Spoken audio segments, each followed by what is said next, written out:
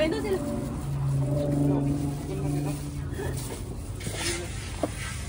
Sagawid naman ah. 9:35 lang.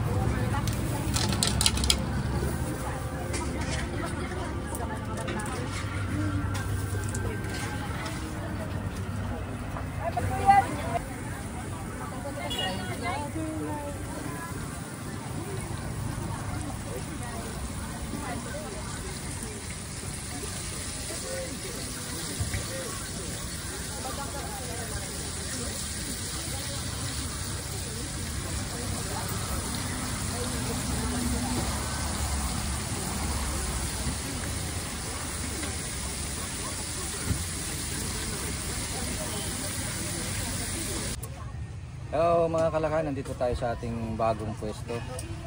Ito, gumagawa siya ng chicken skin, balat ng manok. Yan.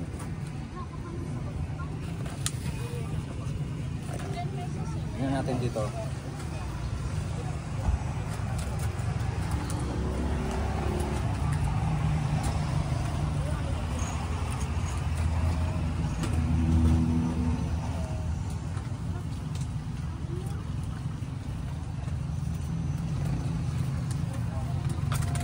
Baka may magtatanong mga kalakay kung anong size ng baso natin.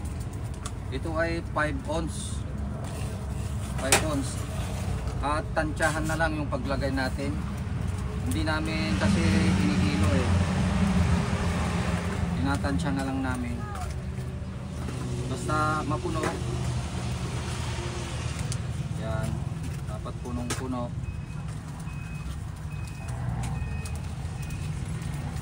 Nalalaglag.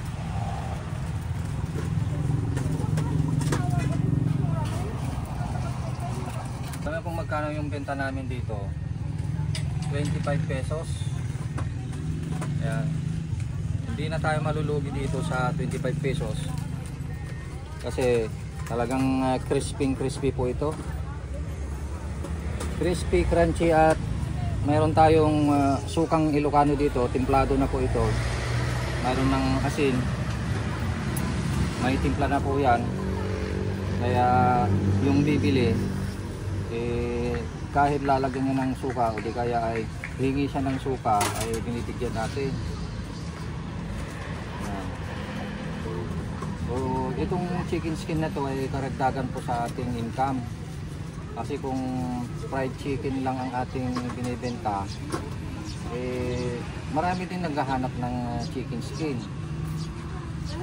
Kapag may chicken skin kayo mga kalakay, sigurado karagdagan na tubo ng iyong fried chicken at maka-minus man lang sa pasahod natin sa tao, maka-minus din sa pambayad natin ng pwesto.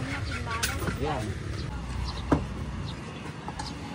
Ito nga pala mga kalakay, ito na, matagal na nating ginagamit ito eh. Nagpagawa ko ng bago, yung mas malaki, pero hindi pa tapos. Kaya pinagtsatsagaan lang muna natin ito. Palagyanan ng fried chicken. Kung tawagin nila ay escaparate. Yan. Pagka punong-puno po ito, mga 150 to 200 na chicken. At binibenta natin to ng 35 pesos. Ganito, 35 pesos.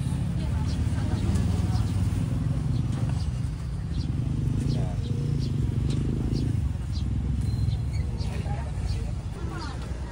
Bali, itong pwesto natin na to, open air.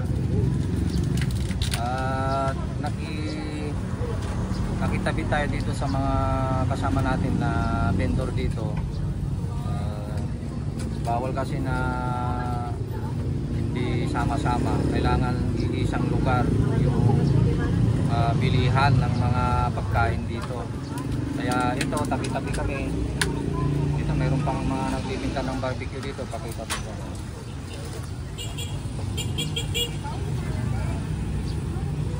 Yung mga buko juice. Mayroon pang rambutan, ano? Yan mga kalakay, taga-tsaga lang sa negosyo. Ganito lang yung pwesto natin mga kalakay. So ito yung bagong pwesto natin. Sana ay pagpalain tayo dito at maging tuloy-tuloy yung ating negosyo mga kalakay.